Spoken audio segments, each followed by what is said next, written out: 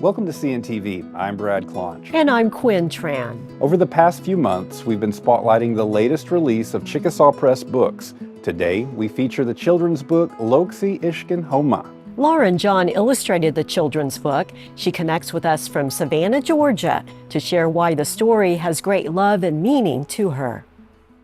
Loksi Ishkin Homma means turtle red eyes. Quite literally, that's what it translates to. And it is our traditional oral story of how the turtle got its red eyes. It's a little fun creation story, basically, telling us, why does the turtle eyes look red? We'll make sure that we don't tell why, because we want readers to pick up the book and learn why.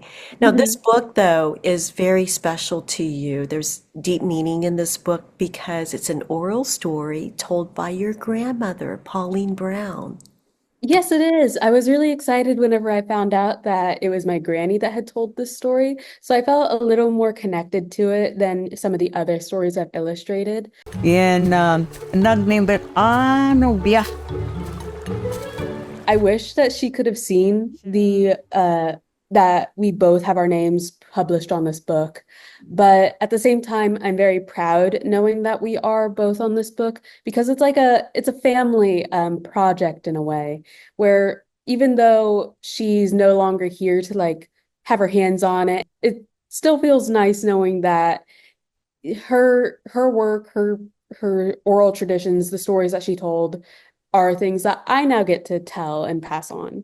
Let's talk about your illustrations. What do you want your drawings, your art to convey in this book? So whenever I was drawing this, I had the story, the idea in my head that I want this to be a children's book that I would have wanted to pick up whenever I was little. It really does encapsulate that feeling you may have had when you're a child, when you find a book that you really like. And you think, oh, the pictures are pretty. And I like these pictures. I don't know. It's something that I've wanted to kind of emulate in other kids, the feeling that I had whenever I read children's books. Your grandmother was a fluent Chickasaw speaker, and the language is very important throughout this book, this children's book. Yes. She was, I believe that Chickasaw was actually her first language, not English.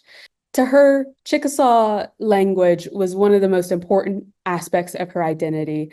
And I really appreciate that because it gave me an appreciation for our language that I feel that others may not have. Because while we can all acknowledge that it's important to preserve our language for future generations, I feel like if you don't really interact with the people who are fluent in it, who grew up speaking it, you don't quite understand just how integral it is to their identity. Inside the cover, I think it's after the divider page, there is a QR code that you can scan and you can listen to an elder read the story out loud in Chickasaw. So they recorded this story whenever my granny was still alive, and they used the recording to help tell the story whenever you scan it. And it's bittersweet hearing her voice because it's I don't hear her voice anymore, but it's nice that she's still here in some form. Lauren is working on her master's in art at SCAD, Savannah College of Art and Design, an excellent university in Georgia. She plans to graduate with her master's in sequential art later this fall. The book she illustrated is a treasure. You can get the book at Chickasawpress.com. 18-year-old Kaya Johnson is the winner of this year's Butterfly Art Contest. A 2024 valedictorian of Atchley High School and graduate of Kiamichi Technology Center, she plans to pursue art education at Southeastern Oklahoma State University this fall. Her butterfly piece features Chickasaw-inspired elements in shades of orange and pink. The Chickasaw Nation hosts the annual Butterfly Art Contest that highlights the talents of Chickasaw girls ages 14 to 18. The winning artwork serves as the logo for the annual Dynamic Women of the Chickasaw Nation Conference.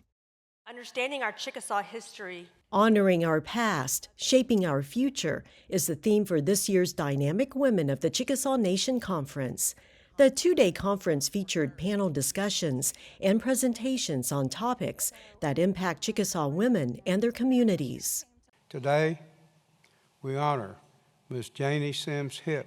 At the conference, Governor Bill Anatubby announced the Chickasaw Nation Dynamic Woman of the Year honoree.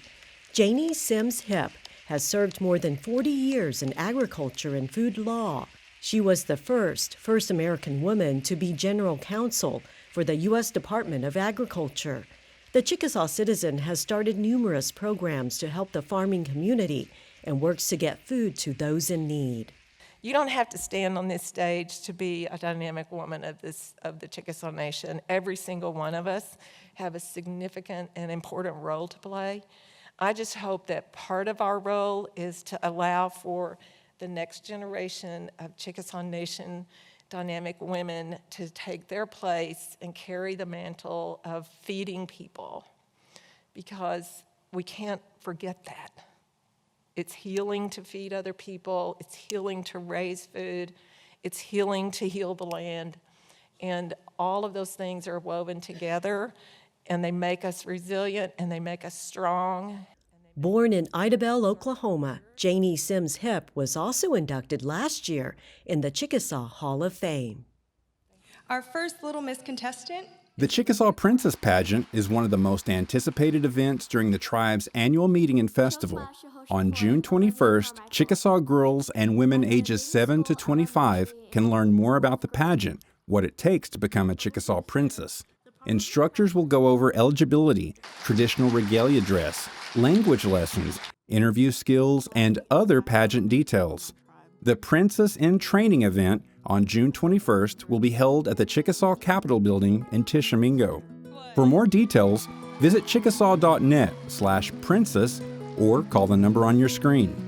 That's all the time we have for this episode of CNTV. Thank you for watching. We'll see you back here soon.